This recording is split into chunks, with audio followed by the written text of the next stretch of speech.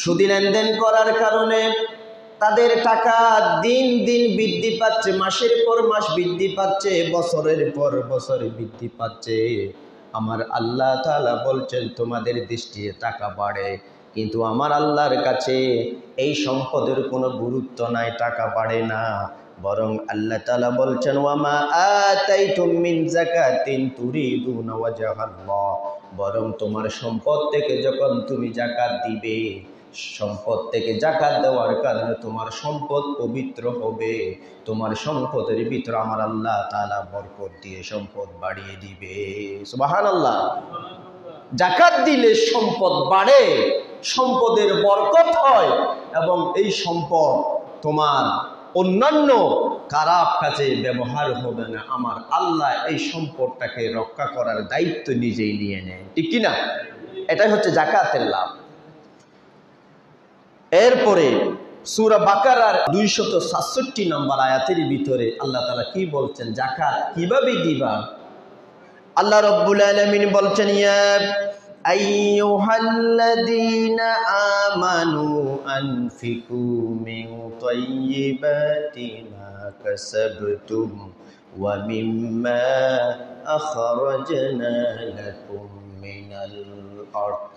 আল্লাহ রাব্বুল আলামিন বলছেন হে ঈমানদার লোকেরা, আল্লাহ তাআলা এখানে ঈমানদারদেরকে সম্বোধন করেছেন, যেহেতু যাকাত ফরজ হয় ঈমানদারের উপরে। যাকাত দেয় ঈমানদাররাই, শুধু মুসলমানরাই নয়, মুসলমানের ভিতরে ঈমানদার আছে, বেঈমানও আছে, মুনাফিকও আছে, ঠিক কি না? মুসলমান সবার নামে মুসলমান, আব্দুর রহমান, আব্দুল করিম, আব্দুল জব্বার, কত সুন্দর সুন্দর নাম, কিন্তু নাম দিয়ে কি আসল মুসলমানের পরিচয় পাওয়া যায়? চাই না। কত সুন্দর সুন্দর নাম, অথচ সে নাস্তিক। তার পিতামাতা ইসলামিক নাম রেখেছে, সেই বড় হয়েছে, সে নাস্তিক হয়েছে। এই ধরনের মানুষ আছে কি নাই?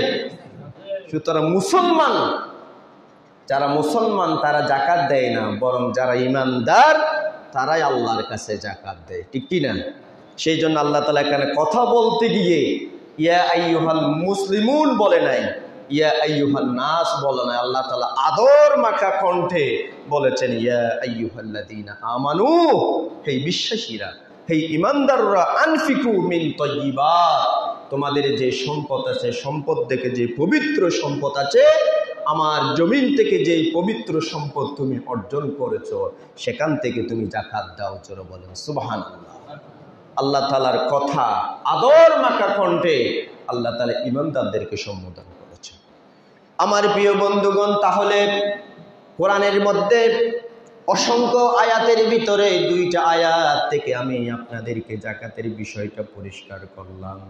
এখন এই যাকাত আপনি কাদেরকে দিবেন, কারা যাকাত খেতে পারবে, এই আয়াতটা আমি প্রতি বছর আপনাদের সামনে পেশ করি। কেউ যখন প্রশ্ন করে আমরা কাকে যাকাত দেব, যাকাত কারা কারা খেতে পারবে, আপনি নিজেই বলতে পারবেন সূরা তাওবার 60 নম্বর আয়াত। এই 60 নম্বর আয়াতের ভিতরে আল্লাহ তাআলা 8 প্রকার ব্যক্তি যাকাতের টাকা খেতে পারবে, সেটা পরিষ্কারভাবে আমার আল্লাহ তাআলা বর্ণনা করেছেন। সুবহানাল্লাহ। এই আয়াতটা যারা আরবি পড়তে পারে না, যারা শুধু বাংলা পড়তে পারে, তারা আয়াতটা পড়লে নিজেরাই বুঝবে এখানে আমার আল্লাহ তাআলা একদম পরিষ্কারভাবে যাকাতের খাতগুলা বর্ণনা করেছেন, সবাই যাতে বুঝে।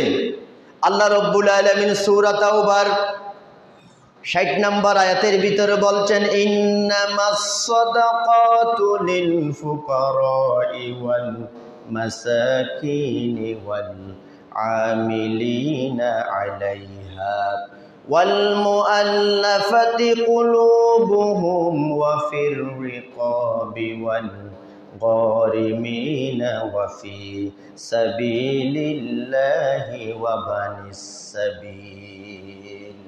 আল্লাহ রাব্বুল আলামিন বলছেন নিশ্চয় সদকার ভিতরে উত্তম সদকা হলো যাকাত। যাকাত কারা খেতে পারবে? 1 নাম্বার হলো যারা গরিব, যারা সমাজের ভিতরে যারা গরিব, আপনার দৃষ্টিতে যারা গরিব মানুষ, তারাই যাকাত খেতে পারবে। 2 নম্বর যারা মিসকিন আছে, অভাব আছে, অনাথ আছে, মিসকিন আছে, যাদেরকে আপনি মিসকিন মনে করেন, তারাই যাকাত খেতে পারবে। 3 নম্বর হলো ওয়াল আমিলিনা আলাইহা, যারা যাকাত সংগ্রহ করে, ইসলামী রাষ্ট্রে যাকাত সংগ্রহ করার জন্য কিছু কর্মচারী নিয়োগ করবে, ওই কর্মচারীকে আপনি যাকাত দিতে পারবেন। সুবহানাল্লাহ। তাহলে কয় প্রকার গেল?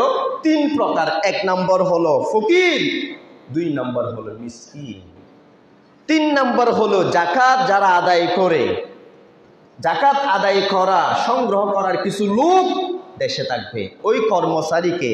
4 নম্বর হলো ওয়াল মুআল্লাফাতি কুলুবুহুম, যারা নও মুসলিম হয়েছে, ইসলাম গ্রহণ করার কারণে তার পিতামাতা বাড়ি থেকে বের করে দিয়েছে, পিতামাতার সম্পদ থেকে তাকে বের করে দিয়েছে, সে অভাব অনটনের মধ্যে পড়ে গেছে, আপনি তাকে যাকাত দিতে পারবেন। তারপরে 5 নম্বর হচ্ছে ওয়াফির রিকাব, দাস দাসী। তৎকালীন সময়ে দাস দাসীর প্রথা সমাজে খুব বেশি প্রচলন ছিল, ঠিক কিনা? দাস দাসী, বর্তমানেও দাস দাসীর সমপর্যায়ে যদি কেউ থাকে, সে প্রতিদিন সেই বাড়িতে চাকর চাকরানির কাজ করে, অভাব অনটনের মধ্যে আছে, ফেডের জ্বালায় এটা করে, আপনি তাকেও চাইলে যাকাত দিতে পারবেন। দাস দাসী, তবে অনেকে তো চাকরি করে, সম্পদ আছে, চাকরি, এটা না, অনেক অভাব অনটনের কারণে সে মন করতে চায় না, কিন্তু অভাবের কারণে করে, তাদেরকে দাস দাসী হিসেবে সমাজে স্বীকৃত করা হয়। তবে আমাদের বাংলাদেশে দাস দাসী শব্দ প্রচলিত নয়, এখানে দাস দাসী না, এটা আগে ছিল। আপনি এই ধরনের কোনো কাউকে পেলে আপনি যাকাত দিতে পারবেন। ওয়াল গরিমিন, ঋণগ্রস্ত ব্যক্তি, ঋণে জর্জরিত, গত বছর তার অনেক সম্পদ ছিল, হঠাৎ তার ঋণ, তার সম্পদের মধ্যে, তার ব্যবসার মধ্যে এমনভাবে ভাটা পড়েছে যে 1 বছরে এত ঋণ করেছে, ঋণ থেকে সে উত্তোলনের কোনো সুযোগ পাচ্ছে না, এখন মানুষের কাছে হাত পাততে পারে না। এই ধরনের মানুষ আছে কি নাই? ঋণের বোঝা হয়ে গেছে, মানুষের কাছে চাইতে পারার তার একটা শরম, তার একটা সম্মান আছে, তো সেই কি খাচ্ছে না খাচ্ছে, অথচ তার বাড়িতে জানে, পার্শ্ববর্তী কেউ জানে না, কিন্তু ঋণের বোঝা। 3-4টা মেয়ে বড় হয়েছে, টাকার কারণে বিয়ে দিতে পারে না, ঋণের বোঝা। এই ধরনের ব্যক্তিকেও যাকাত দেওয়া যাবে। সুবহানাল্লাহ বলে। এরপরে হচ্ছে ওয়াফি সাবিলিল্লাহ, যারা আল্লাহর রাস্তায় আছে, আল্লাহর রাস্তায় জিহাদ করে, যারা ইসলামী রাষ্ট্র কায়েমের জন্য যারা চেষ্টা করে, যারা এতিম মিসকিন অসহায় ছেলে সন্তান যারা পড়ালেখা করে, তাদেরকে দেওয়া যাবে। যারা ইসলামী রাষ্ট্র কায়েমের জন্য সংগ্রাম করে, তাদের বিভিন্ন খাত আছে যাকাতের টাকা খরচ করার, ওইখানেও দেওয়া যাবে। ওয়াবানিস সাবিল, সর্বশেষ হচ্ছে মুসাফির ব্যক্তি। কোন একজন ব্যক্তি ঢাকা থেকে এখানে এসেছে, তার ব্যাগের ভিতরে টাকা ছিল, মোবাইল ছিল, সব ছিল, কিন্তু দেখা গেছে বর্তমান তো ছিনতাইয়ের অভাব নাই, ডাকাতির অভাব নাই, তাকে পেয়েছে 3-4 জন লোক পেয়েছে, তার ব্যাগ, টাকা পয়সা, মোবাইল সব কিছু নিয়ে গিয়েছে। এখন ওই ব্যক্তি একটা চা খাওয়ার পর্যন্ত টাকা নাই, যাবার গাড়ি ভাড়া পর্যন্ত নাই, এই ধরনের অভাব অনটন। মুসাফির ব্যক্তি, তার কিছু নাই, আপনি চাইলে ওই ব্যক্তি অভাবে পড়েছে, তার সম্পদ আছে ঠিক আছে, কিন্তু মুসাফির এখন আপনার কাছে অসহায়, আপনি তাকে যাকাতের 2000-5000 টাকা দিয়ে দিলেন, যাও তুমি এগুলা নিয়ে তোমার বাড়িতে চলে যাও। জোরে বলেন সুবহানাল্লাহ। এই ধরনের মুসাফির ব্যক্তিকেও যাকাত দেওয়া যাবে, ঠিক কিনা? তাহলে 8 প্রকার ব্যক্তি বললাম। 1 নম্বর হচ্ছে ফকির, 2 নম্বর মিসকিন, 3 নম্বর যাকাত আদায়ের কর্মচারী, 4 নম্বর নও মুসলিম, যারা নতুন ইসলাম ধর্ম গ্রহণ করেছে, তার পরিবার থেকে তাকে বের করে দিয়েছে। 5 নম্বর হচ্ছে দাস দাসী, 6 নম্বর হচ্ছে ঋণগ্রস্ত ব্যক্তি, 7 নম্বর হচ্ছে ওয়াফি সাবিলিল্লাহ, যারা আল্লাহ রাস্তায় আছে, আল্লাহ রাস্তায় জিহাদ করে, 8 নম্বর হচ্ছে যারা মুসাফির। এই 8 প্রকার ব্যক্তিদেরকে যাকাতও দেওয়া যাবে, ফিতরার টাকাও তাদেরকে দেওয়া যাবে। জোরে বলেন সুবহানাল্লাহ। ফিতরা এবং যাকাত, যারা যাকাত খেতে পারে তারা ফিতরাও খেতে পারে, যারা ফিতরাও খেতে পারে তারা যাকাতও খেতে পারে, ঠিক কিনা? একটা কথার ভিতরে 2টা কথা নিয়ে আসলাম, যেহেতু সামনে ফিতরা দিবেন। এই খাতগুলা ছাড়া আর অন্য কাউকে যাকাত দেওয়া যাবে না, যাকাত দিলে আদায় হবে না। এখন আসেন, হুজুর আমার আত্মীয় স্বজন তো গরিব মানুষ আছে, আমি আগে তাকে দিব কিনা? হ্যাঁ, আগে তাকে দেন, সে অগ্রাধিকারী বেশি। আবার অনেকে আছে যাকাতের টাকা নিয়ে সেই সুদি লেনদেন করে, এই ধরনের নজিরও সমাজে আছে কি নাই? আপনি তাকে জাকাতের টাকা দিয়েছেন, যাও তোমাকে 10,000 টাকা দিয়েছি কিছু করে, এখন সে কি করছে 10,000 টাকা যা আরেকজনকে লাগাই দিয়েছে 15,000 টাকা পাবে। এটা আপনি দিয়েছেন সওয়াবের জন্য, আপনার সওয়াব আপনি পাবেন, তবে আপনি তাকে দেখতে হবে সে আসলে টাকাগুলো কোথায় খরচ করে, এটাও আপনাকে খেয়াল করতে হবে। আপনি টাকা দিয়ে দিলেন, এটা হবে না, খেয়াল করতে হবে ওই টাকাগুলা দিয়ে সে কি করে, এটাও খেয়াল করতে হবে। আগে আপনার আত্মীয় স্বজনকে দিবেন, গরিব মিসকিন যারা আছে তাদেরকে, আপনার আত্মীয় স্বজন যারা আছে তারা অগ্রাধিকার। আপনার মনে করেন 50,000 টাকা 1 লক্ষ টাকা আপনার জাকাত এসেছে, আপনি এটাকে একজনকে সবগুলা দিয়ে দিবেন নাকি, একটু ভাগ করেন, এক এক টাকাতে একটু দেন। আর 200 টাকা 500 টাকা এগুলা জাকাতের না। অনেকে আছে 200 টাকা দেয়, এটা এই 200 টাকা দিয়ে সে কি করবে বলেন তো? দিতে হবে 5,000 10,000 20,000, সে যাতে কিছু একটা করতে পারে।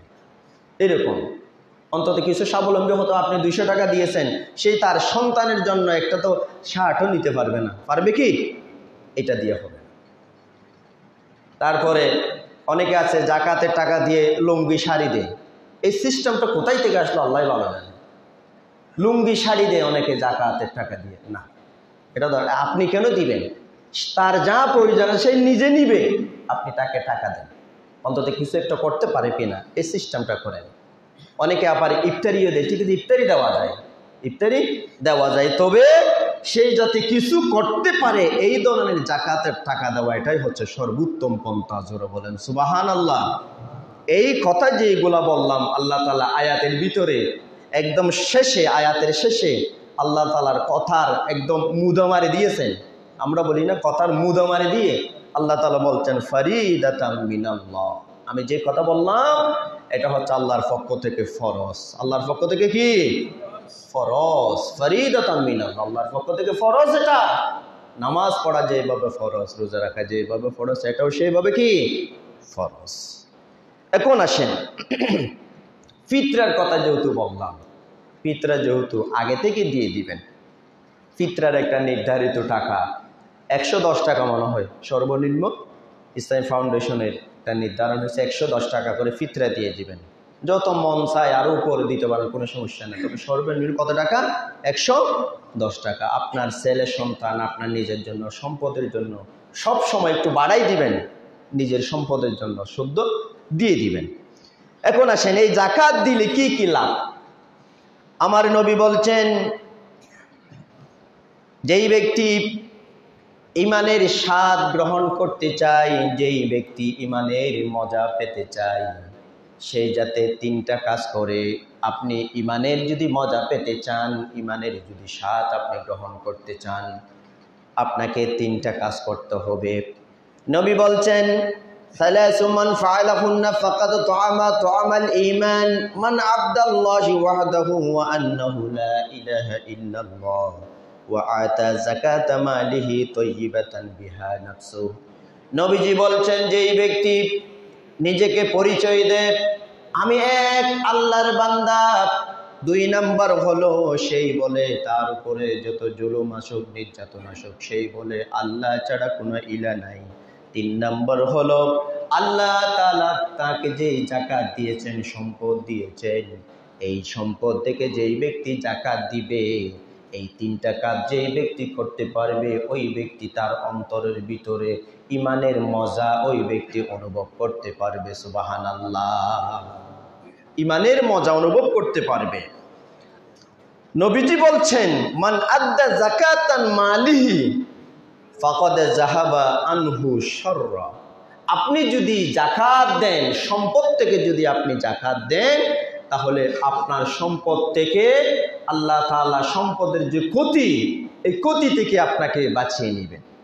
সম্পদের ক্ষতি কীরকম? আবার আপনি যাকাত দিলেন না, যাকাতের বোঝা আপনার মাথার উপরে আসে, আপনার যাকাত যত টাকা আসবে হয়তো এমন একটা বিপদ আপনার পরিবারে এসে গিয়েছেন, যাকাতের 10 গুণ টাকা আপনার খরচ হয়ে গিয়েছে, ঠিক কি না?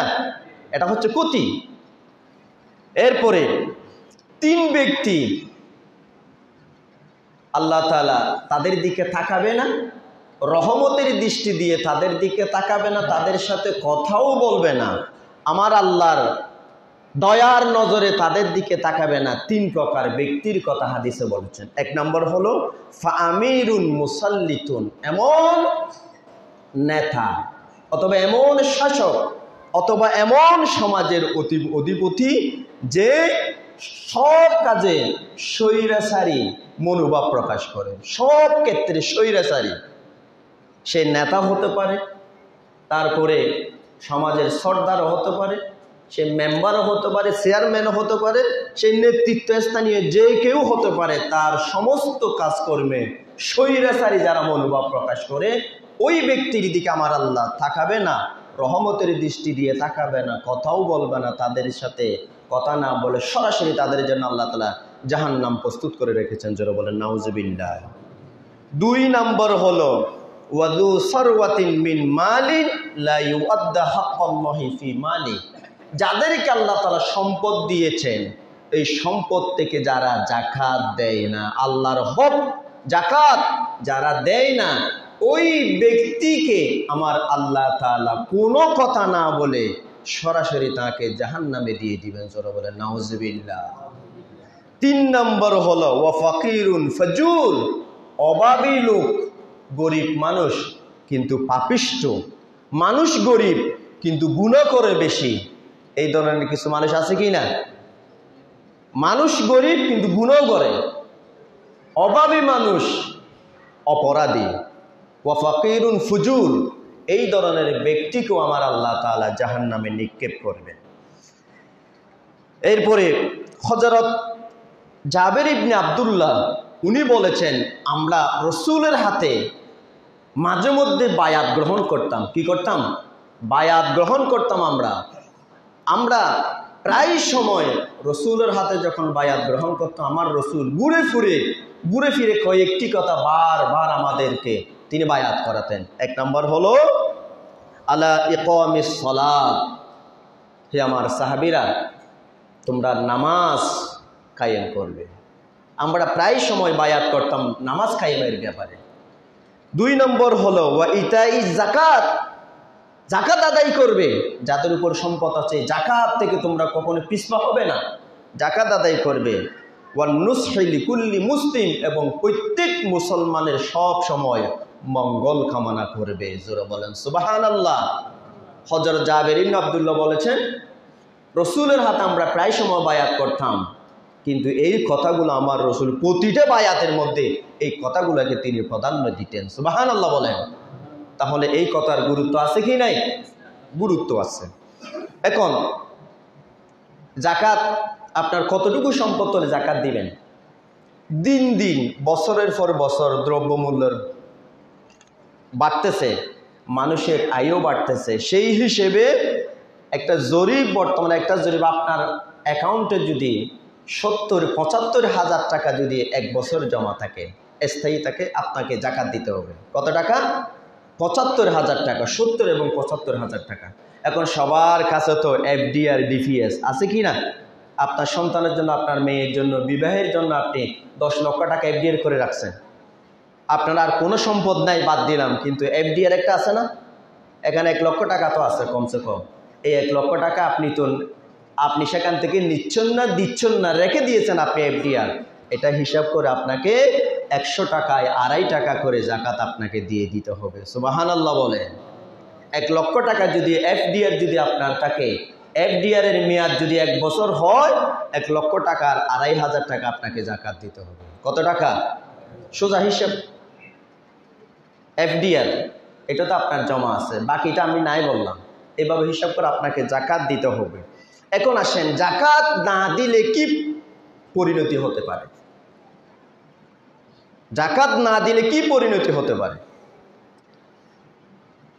একটি হাদিস, সম্ভবত গত বছর এই হাদিসটা আমি উল্লেখ করেছিলাম। হাদিসটা তাফসির ইবনে কাসিরের ভিতরে এসেছেন, সূরা তাওবার ৭৬ নম্বর আয়াতের তাফসিরের ভিতরে এই হাদিসটা উল্লেখ করেছেন। আমার প্রিয় বন্ধুগণ, আল্লাহ রসুলের একজন সাহাবী হযরত সালেবা ইবনে হাতিব আনসারী রাদিয়াল্লাহু তাআলা আনহু, উনি আমার রসুলের দরবারে আসলেন। ইয়া রাসূলুল্লাহ, আমি তো গরিব মানুষ, আমি চলতে পারি না, আমার ছেলে সন্তান নিয়ে আমি কষ্টে আছি, আপনি আমার জন্য দোয়া করে দেন। আমার যখন সম্পদ বেড়ে যাবে আমি আল্লাহর রাস্তায় যাকাত দেব, আমার সম্পদ থেকে ইসলাম উপকৃত হবে। আমার নবী সালেবার দিকে তাকালেন। সালেবার দিকে তাকানোর পরে আমার নবী বললেন, সালেবা এখন আসো, অনেক ভালো আছো, আল্লাহ তাআলা তোমার উপরে সন্তুষ্ট আছেন।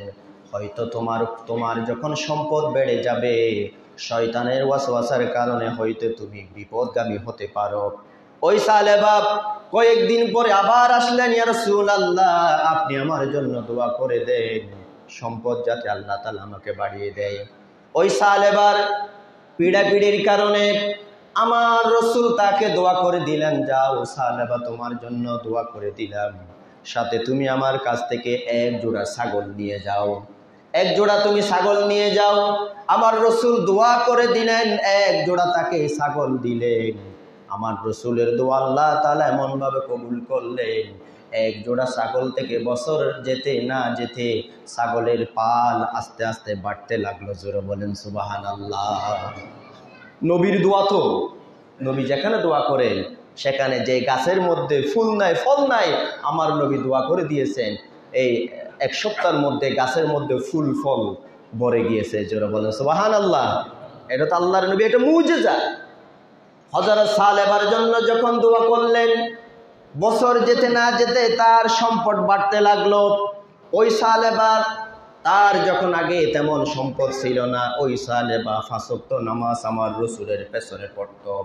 এখন যখন তার সম্পদ যখন বেড়ে গিয়েছে, এখন সে 5 ওয়াক্ত নামাজ পড়তে পারে না, ফজরের নামাজ পড়তে পারে না, এশারের নামাজ পড়তে পারে না, মাগরিবের নামাজ পড়তে পারে না। সেই দৈনিক 2 ওয়াক্ত নামাজ রসুলের পেছনে পড়ে।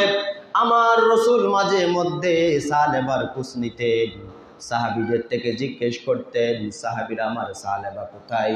তখন সাহাবীরা বললেন, ইয়া রাসূলুল্লাহ আপনি সালেবার জন্য দোয়া করেছেন, অথচ ওই সালেবার সম্পদ যখন বেড়ে যাচ্ছে, ওই সালেবা নামাজের টাইম এখন পায় না, নিজের সম্পদ গুছাতে গুছাতে তার নামাজ তরক হয়ে যাচ্ছে। জোরে বলেন নাউজুবিল্লাহ। সম্পদ যখন বেড়ে গেল, দেখা গেল আর কিছুদিন পরে ওই সালেবা 5 ওয়াক্ত নামাজ রসুলের পেছনে পড়ার সুযোগ নাই। সকালবেলা তার ছাগলের পাল নিয়ে অনেক দূরে যেতে হয়, সন্ধ্যার সময় আবার ফিরে আসতে পারে না। এরপরে সে গ্রাম থেকে অনেক দূরে চলে গেল। তার সম্পদ বেড়ে গেছে, এগুলো রক্ষণাবেক্ষণ করতে হবে, তার মানুষের কোনো অভাব নাই, অনেক মানুষ কাজকর্ম করে। এখন সেই প্রতি জুমায় শুধু একদিন নামাজ পড়তে আসে। সপ্তাহে কয়দিন আসে? একদিন। আবার কিছুদিন পরে দেখা গেল এখন সে জুমার নামাজও পড়তে পারে না। আমাদের এই ধরনের কিছু ব্যস্ত মানুষ আমাদের দেশে আছে কি না? নামাজ তো পড়ানো, জুমার নামাজ পড়ারও তার সুযোগ নাই। এখন জুমার নামাজও নাই, 5 ওয়াক্ত নামাজ তো নাই দেনাই, জুমার নামাজও যখন নাই, আমার নবী দেখলেন হযরত আবু বকর, উমর, উসমানকে বললেন, আমার সালেবা কোথায়? তখন বলল, ইয়া রাসূলুল্লাহ আপনি যে তার জন্য দোয়া করেছেন, সম্পদ এমনভাবে বেড়ে গেছে এখন সে টাকা গণার টাইম পায় না, সে নামাজ পড়বে কোথায়? তখন হযরত আবু বকর, উমর, উসমানকে বলল, যাও আমার সাহাবী সালেবার কাছে যাও, তার যেহেতু সম্পদ বেড়ে গেছে, তার তো যাকাত ফরজ হয়েছে, তার কাছে যাও, তাকে যাকাত দিতে বলো। হযরত আবু বকর, উমর, উসমান তারা তিনজনের একটা দল ওই সালেবার কাছে গেলেন। সালেবাকে বললেন, সালেবা আল্লাহ তাআলা তোমাকে সম্পদ দিয়েছেন, সম্পদের অনেক তোমাকে মালিক করেছেন, তুমি যাকাত দাও, তোমার উপরে যাকাত ফরজ হয়েছে। ওই সালেবা বলল, আমার কিছু যখন সম্পদ হয়েছে, আমার রসুল আমার কাছ থেকে ট্যাক্স নিচ্ছেন নাকি? আমার রসুল আমার কাছ থেকে ট্যাক্স নিচ্ছেন নাকি? এই কথা বলার সাথে সাথে সাহাবীদের মন খারাপ হয়ে গেল। আমার নবীর সাহাবীরা মন খারাপ করে যখন চলে আসলেন, আল্লাহ রসুলের কাছে আসলেন, ইয়া রাসূলুল্লাহ আপনার নির্দেশে আমরা যখন তার কাছে যাকাতের জন্য গিয়েছিলাম, ওই ব্যক্তি যাকাত দেয় নাই, বরং যাকাতকে সে কর মনে করেছে, ট্যাক্স মনে করেছে। এই কথা বলার কারণে আমরা চলে এসেছি। তখন আল্লাহ রব্বুল আলামিন ওই সালেবার আচরণের প্রতি ক্ষিপ্ত হয়ে আমার আল্লাহ তাআলা পবিত্র কোরআনের আয়াত নাজিল করে দিয়েছেন। সুবহানাল্লাহ। আল্লাহ রব্বুল আলামিন সূরা তাওবার ৭৬ নম্বর আয়াতের ভিতরে বলছেন, ফালাম্মা আতাহুম মিন ফাদলিহি বাখিলু বিহি ওয়া তাওয়াল্লাউ ওয়া হুম মুরিদুন। আল্লাহ রব্বুল আলামিন বলছেন, যাদেরকে আল্লাহ তাআলা অনুগ্রহ করেছেন, যাদেরকে সম্পদ দিয়েছেন, এই সম্পদ থেকে যখন তাদেরকে যাকাত দেওয়ার জন্য বলে, যারা বখিল হয়, যারা কৃপণতা অবলম্বন করে, আমার রসুলের সাথে যে প্রতিশ্রুতি করেছিল যাকাত দিবে, এখন সে যখন মুখ ফিরিয়ে নিয়েছে, আল্লাহ তাআলা তার কত সন্তুষ্ট হয়ে কোরআন নাজিল করে তার চরিত্র সমস্ত মানব জাতির সামনে প্রকাশ করে দিলেন। ঠিক কিনা? এই আয়াত যখন নাজিল হলো, মুহূর্তের ভিতরে এই আয়াত সালেবার খানে চলে গেল। সালেবা, তোমার তো জীবন শেষ, তোমার নামে তো আল্লাহ তাআলা আয়াত নাজিল করেছেন। তখন সালেবা তাড়াহুড়া করে ছাগলের বড় বড় পাল নিয়ে রসুলের কাছে আসলেন, ইয়া রাসূলুল্লাহ, আমি ভুল করেছি, আপনি আমাকে ক্ষমা করেন। আল্লাহ রসুল বলছেন, না, যেখানে আমার আল্লাহ তোমার যাকাত নিতে অস্বীকার করেছে, আমি রসুল তোমার পক্ষ থেকে যাকাত নেওয়ার কোনো সুযোগ নাই। ঠিক কিনা?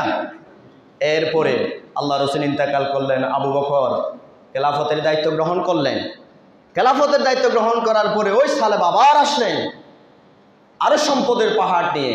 হযরত আবু বকর বললেন, যেখানে আমার রসুল তোমার কাছ থেকে যাকাত নেই নাই, সেখানে আমি আবু বকর তোমার কাছ থেকে যাকাত নেওয়ার কোনো সুযোগ নাই। চলে গেল কান্না করে করে। হযরত উমর আসলেন খেলাফতে, হযরত উমরের দরবারে একইভাবে সালেবা আসলেন, হযরত উমর সেম কথা বললেন, চলে গেল। হযরত উসমানের খেলাফতের সময় আবার আসলেন, বড় ছাগলের পাল নিয়ে সম্পদের বোঝাই করা কয়েক শত উটের সম্পদের বহর নিয়ে হযরত উসমানের কাছে আসলেন, বলল, আমিরে মুমিনিন, আপনি আমার কাছ থেকে যাকাত নেন। তখন বললেন, যেখানে আমার রসুল নেয় নাই, আবু বকর নেয় নাই, উমর নেয় নাই, আমি উসমান কিভাবে তোমার কাছ থেকে যাকাত নিতে পারি? শেষ পর্যন্ত ওই সালেবা মারা গেল। এখন আসেন, যে ব্যক্তির ব্যাপারে আয়াত নাজিল হয়েছে যাকাত দেয় নাই, ওই ব্যক্তি মারা যাওয়ার পরে তার নির্ঘাত জাহান্নাম ছাড়ার কোনো উপায় নাই। ঠিক না? যাদের উপরে যাকাত ফরজ, যাদেরকে আল্লাহ তাআলা অসংখ্য সম্পদ দিয়েছেন, অথচ এই সময়ে যদি কোরআন নাজিলের বিধান থাকতো, আল্লাহ তাআলা প্রতিটা দেশে হাজার হাজার কোরআন আয়াত নাজিল করতো। ঠিক না? চরিত্র দেখে দেখে কোরআন আয়াত নাজিল করতো কিনা? কিন্তু এই আয়াত থেকে আমাদেরকে শিক্ষা নিতে হবে, আল্লাহ তাআলা আয়াত নাজিল করে ঘটনাগুলো কেন বর্ণনা করলেন, যাতে করে কিয়ামত পর্যন্ত সমস্ত মানুষেরা এখান থেকে শিক্ষা নিতে পারে। ঠিক কিনা? এরপরে আপনারা কারুনের নাম শুনেছেন। কারুন হলো হযরত মূসা আলাইহিস সালামের চাচাতো ভাই। কি ভাই? চাচাতো ভাই। ওই কারুনের এমন যে সম্পদ হলো, তার শুধু সম্পদ যেই ঘরের ভিতরে জমা করত, ওই ঘরের থালার চাবি বহন করতে ৬০টি কচ্ছর ব্যবহার করত। কতটি কচ্ছর? ৬০টি কচ্ছর শুধু সম্পদের থালার চাবি বহন করতে লাগতো। থালার চাবি বহন করতো যে ৬০টি কচ্ছর। এত সম্পদের মালিক। মূসা আলাইহিস সালাম যখন বলল, কারুন, তোমার তো সম্পদের কোনো অভাব নাই, তোমার তো অনেক সম্পদ, তুমি যাকাত দাও। তখন বলল, ইন্নামা উতিতুহু আলা ইলমিন ইনদি, এই সম্পদ তো আল্লাহ তাআলা আমাকে দেয় না, এটা তো আমি আমার বিবেক দিয়ে, জ্ঞান দিয়ে, ব্যবসা বাণিজ্য করে আমি সম্পদ অর্জন করেছি। আমাদের দেশে এই ধরনের কিছু মানুষ আছে কি নাই? এটা তো আমি তো কষ্ট করেছি সম্পদ অর্জন করে, এখান থেকে আবার কিসের যাকাত? ওই কারুনের সাথে তাদের চরিত্রের মিল আছে কি নাই? আছে। তখন আল্লাহ তাআলা বলছেন, ঠিক আছে, তোমাকে তো সুযোগ দিলাম, এখন তার সমস্ত সম্পদ, তার প্রাসাদ সব কিছু আল্লাহ তাআলা মাটিতে ঢুকাই নিয়েছেন। মিশরের কায়রো থেকে ১৭২ কিলোমিটার দূরে ফাইউম নামক একটি এলাকা আছে। আপনারা সার্চ দিবেন, আজকে গুগলে সার্চ দিবেন, আমার কথার সাথে মিল আছে কিনা একটা দলিল সহকারে বলতেছি। মিশরের ১৭২ কিলোমিটার দূরে ফাইউম নামক একটি এলাকা, যেখানে একটা লেক আছে, যেই লেকের গভীরতা হচ্ছে 12 মিটার, ওই লেক ধ্বংসস্তূপে পরিপূর্ণ। প্রায় কারুনের সম্পদ যত ছিল সমস্ত সম্পদ আল্লাহ তাআলা মাটির নিচে দাবিয়ে নিয়েছেন। ওই এলাকাটা নিচু হয়ে গেছে, যার কারণে একটা লেকে তৈরি হয়েছে। ওই এলাকা আপনি যদি বর্গমাইল হিসাব করেন 692 বর্গমাইল জুড়েই কারুনের সম্পদ ছিল। 692 বর্গমাইল জুড়ে একটা লেকে পরিণত হয়েছে। কারুনের সম্পদ আল্লাহ তাআলা নিচে ঢুকাই নিয়েছেন একটাই কারণ, সেটা হচ্ছে সে যাকাত না দেওয়ার কারণে, ঠিক কি না? সুতরাং যাকাত যদি না দেন, আপনি এই ইতিহাস থেকে শিক্ষা নিতে হবে। আপনি মনে করতেছেন আমি সম্পদশালী হচ্ছি, না, সম্পদশালী না। দেখবেন যে এমন একটা বিপদ আপনার উপরে এসে গিয়েছে, আপনি বুঝতেই পারবেন না।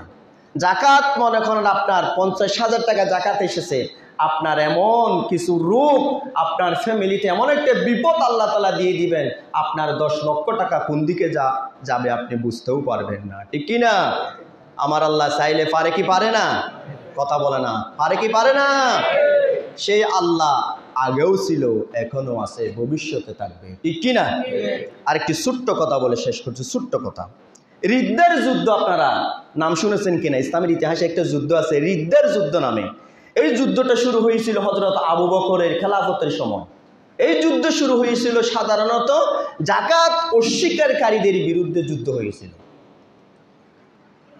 12 হিজরিতে 632 থেকে 633 সালে এই মাঝামাঝি সময়ে একটা যুদ্ধ শুরু হয়েছিল যাকাত অস্বীকারীদের বিরুদ্ধে। এটা হচ্ছে ইসলামের ইতিহাসে রিদ্দার যুদ্ধ বলা হয়। কিছু কিছু লোক, কিছু সাহাবী আল্লাহ রসুলের ইন্তেকালের পরে আবু বকর যখন খেলাফত গ্রহণ করলেন, তারা যাকাত দিতে অস্বীকার করল। তারা বলল, আমরা তো রসুলের যুগে যাকাত দিয়েছি, এখন আর যাকাত আমরা দেব না। তখন হযরত আবু বকর তাদের বিরুদ্ধে যুদ্ধ ঘোষণা করলেন। এটা হচ্ছে রিদ্দার যুদ্ধ। হযরত উমর বলল, আমিরুল মুমিনিন, আপনি যাদের বিরুদ্ধে যুদ্ধ করবেন তারাও মুসলমান, যারা যুদ্ধ করবে তারাও মুসলমান। মুসলমানেতে যুদ্ধ হচ্ছে, এটা কি ঠিক হচ্ছে?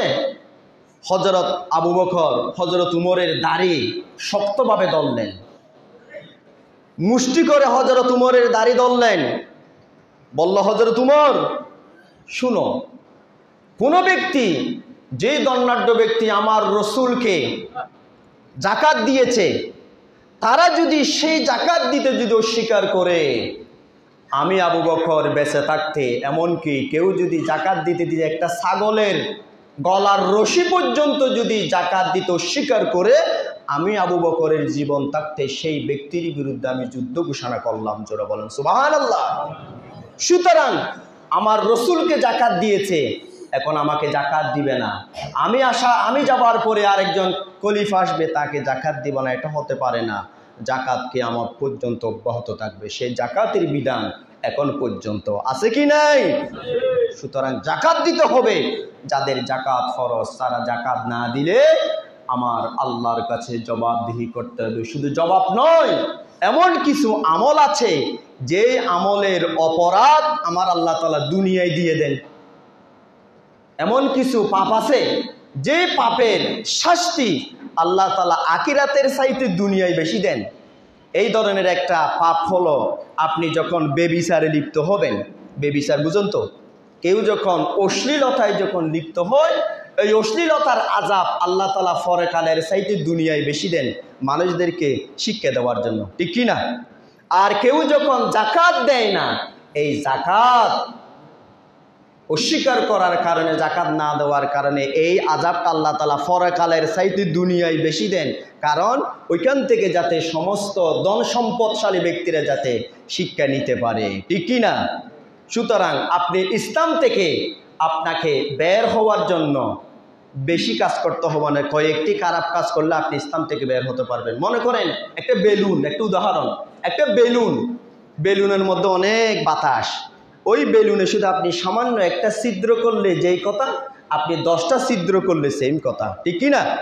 একটা ছিদ্র করলে বেলুন থেকে বাতাস বের হয়ে যাবে, 10টা ছিদ্র করলে বেলুন থেকে কি হয়ে যাবে? বাতাস বের হয়ে যাবে। ইসলামের অনেক বিধান আছে, আপনি সব বিধান আপনার অস্বীকার করার দরকার নাই। জাকাতের মতো একটা বিধান অস্বীকার করলেই বেলুন থেকে একটা ছিদ্র হলে যে বাতাস বের হয়ে যাবে, আপনি ইসলাম থেকে একটা বিধান অস্বীকার করার কারণে আপনি খারেজ, ইসলাম থেকে বের হয়ে যাবেন। জোরে বলেন নাউজুবিল্লাহ। আমি যে কথাটুকু বলেছি, আল্লাহ তাআলা যারা সম্পদশালী আছে এবং যাদের উপরে জাকাত ফরজ, আল্লাহ তাআলা তাদেরকে জাকাত দেওয়ার সেই মন মানসিকতা তৈরি করে দিক। জোরে বলেন আমিন।